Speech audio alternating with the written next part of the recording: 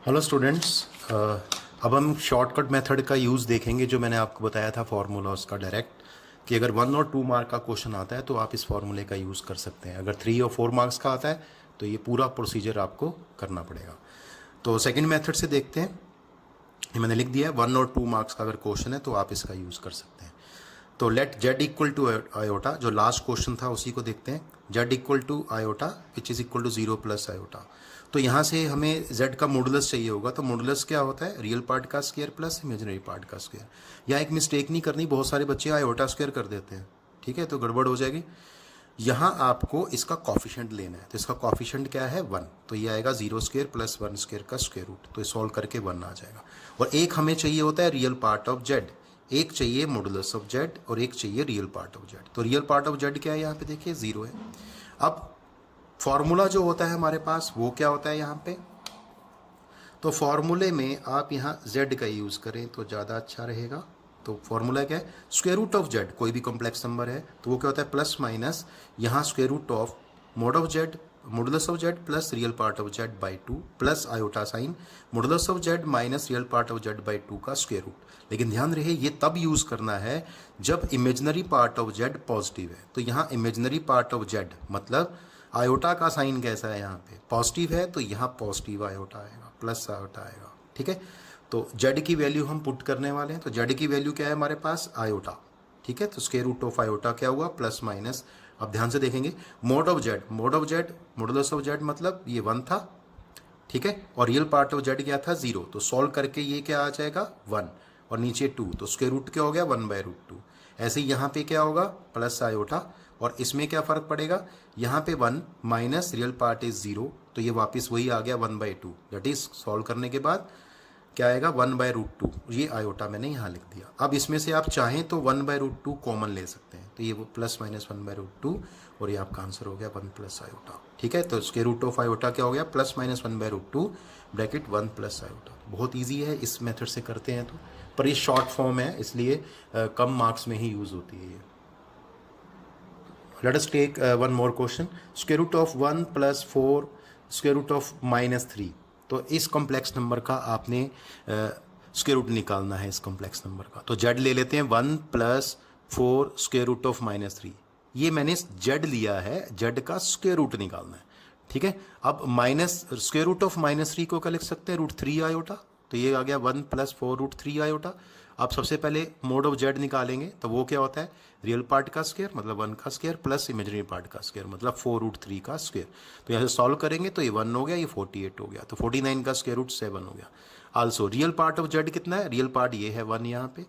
तो देयरफॉर, ठीक है, square root of Z plus minus आएगा। फॉर्मूला लिखना है आपको, फॉर्मूला लिखना कंपलसरी है। Mod of Z plus real part of Z by 2 plus iota. अब प्लस आयोटा क्यों है? क्योंकि यहाँ पे जो आयोटा का साइन है, देखिए आयोटा का साइन पॉजिटिव है तो इसलिए पॉजिटिव आयोटा ही आएगा, प्लस आयोटा। और यहाँ प्लस होता है, यहाँ माइनस होता है, बस इतना ही फर्क है दोनों में, एक्स और वाई में। तो mode of Z minus real part of Z by 2। यहाँ लिख दिया मैंने इमेजिनरी पार्ट ऑफ जेड क्या है? पॉजिटिव, क्योंकि यहाँ imaginary part of Z positive है ये, इसलिए यहाँ पे प्लस आयोटा आएगा। तो therefore square root of Z, Z के वैल्यू पुट कर देंगे, इसका स्क्वायर रूट फाइंड करना था, ये आ गया। प्लस माइनस वैल्यू डालेंगे इसकी, ये 7 था और रियल पार्ट ऑफ जेड कितना था? 1 था। तो 7 + 1 8 हो जाएगा, 8/2 4 हो जाएगा, 4 का स्क्वायर रूट हो गया है ना। और यहाँ पे 7 - 1 6/2 तो 3 का स्क्वायर रूट हो गया। तो 4 का रूट क्या होता है? 2 स्क्वायर रूट और प्लस ये आ गया √3 आयोटा। तो आपने क्या देखा? Square root of 1 + 4 square root of -3 क्या बनेगा? Plus minus. तो डायरेक्टली आंसर आ जाता है यहाँ से 2 + √3 आयोटा। Very easy. एक और क्वेश्चन देख लेते हैं। Find the square root of 5 + 12 iota. फिर से जेड आ गया 5 + 12 आयोटा और मोड ऑफ जेड, ठीक है।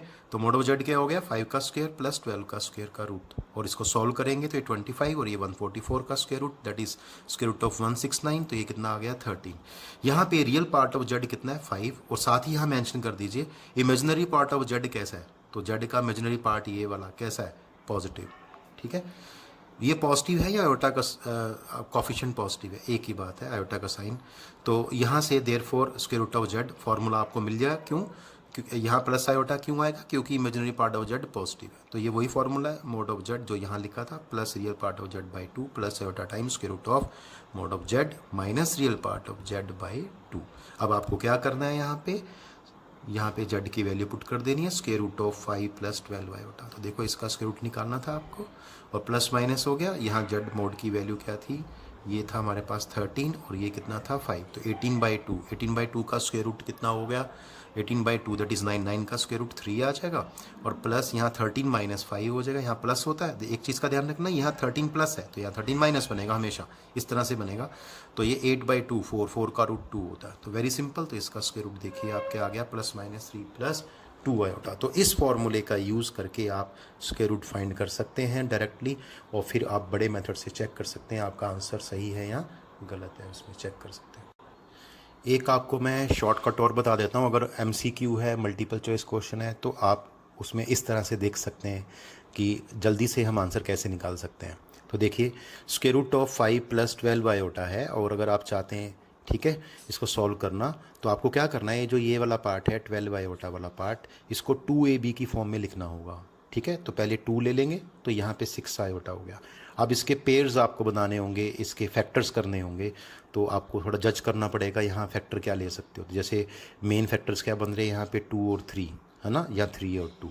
तो आपको कैसे लिखना होगा, यहाँ 2 चॉइस होंगी आपके पास। 12 आयोटा को क्या लिख सकते हैं 2, तो यहाँ आ जाएगा 2 और 3 आयोटा, और यहाँ आएगा 2 3 और 2 आयोटा। क्यों, इन सब का प्रोडक्ट जो है वो 12 आयोटा ही आने वाला है। अब यहाँ से मुझे एक अब क्लू मिल जाता है कि हमारा A और B क्या होगा यहाँ पे।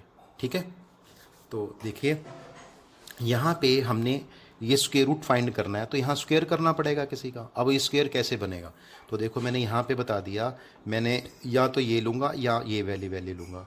तो मुझे यहाँ 5 चाहिए है ना, और जब मैं स्क्वेयरिंग करूँगा, जैसे ये A का काम करेगा, एक्चुअली क्या है दिस इज़ 2AB, और हमें यहाँ फॉर्मूला चाहिए होता है A² plus B² plus 2AB। ठीक है, तो ये 2AB आ गया। अब A क्या हो सकता है 3 और B क्या हो सकता है 2 आयोटा, या A हो सकता है 2 और B हो सकता है 3 आयोटा। अब जब इनके स्क्वायर करेंगे A² प्लस B², तो हमें देखना है A² प्लस B² का सम किसका 5 आता है। तो A² प्लस B² का सम किसका 5 आता है। तो देखो यहाँ पे हमें पता है 5 पॉजिटिव साइन के साथ है। ठीक है, तो A हमारा ये 3 नंबर होगा कैसे, और B हमारा 2 आयोटा होगा।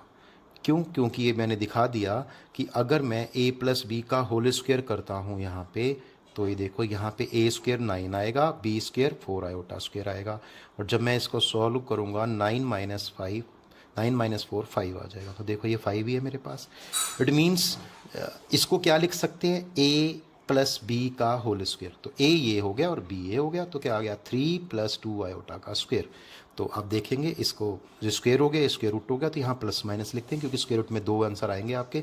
तो ये आ जाएगा 3 प्लस 2 आयोटा, ये स्क्वायर रूट है और ये स्क्वायर। ठीक है, और यहाँ से मैंने दिखा भी दिया कि 3 प्लस 2 आयोटा स्क्वायर एक्चुअली में यही है 5 प्लस 12 आयोटा। तो देखिए ये आएगा 9 plus 4 iota square plus 2AB that is 12 iota, और इसको जो सॉल्व करेंगे तो ये 9 माइनस 4 हो गया आयोटा स्क्वायर की वैल्यू पुट करने पे, तो ये 5 प्लस 12 आयोटा हो गया।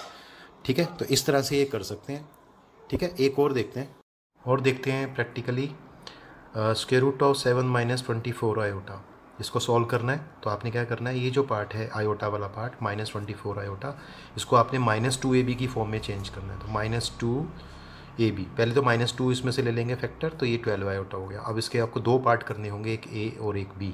तो चॉइस बनेंगी आपके पास 3 और 4 आयोटा की, या 4 और 3 आयोटा की। तो 2 चॉइस हो सकती हैं। यहाँ से आपको सोचना होगा थोड़ा सा। अब आपको ये सोचना है यहाँ पे 7 है, ठीक है, यहाँ 3 है, यहाँ 4 है, और यहाँ प्लस का 7 आ रहा है। अब प्लस का 7 कैसे आएगा, एक्चुअली क्या है कि इसको मैं चेंज करने वाला हूँ square root of A minus B whole square में। अगर आयोटा का साइन यहाँ पे, आयोटा का यहाँ साइन नेगेटिव है, तो ये हम A माइनस B का होल स्क्वायर में कन्वर्ट करेंगे, और अगर ये प्लस है तो A प्लस B के होल स्क्वायर में कन्वर्ट करेंगे। तो ये आएगा A² plus B² minus 2AB। अब A B को डिसाइड करना है, तो इन दोनों में से कोई भी चॉइस हो सकती है। तो इसमें क्या होगा आपके पास, क्योंकि यहाँ पे 7 पॉजिटिव चाहिए आपको, है ना, और 7 पॉजिटिव चाहिए तो इसमें से न्यूमेरिकली बड़ी वैल्यू होगी 3 और 4 में से, तो वो आपको पहले लेनी पड़ेगी।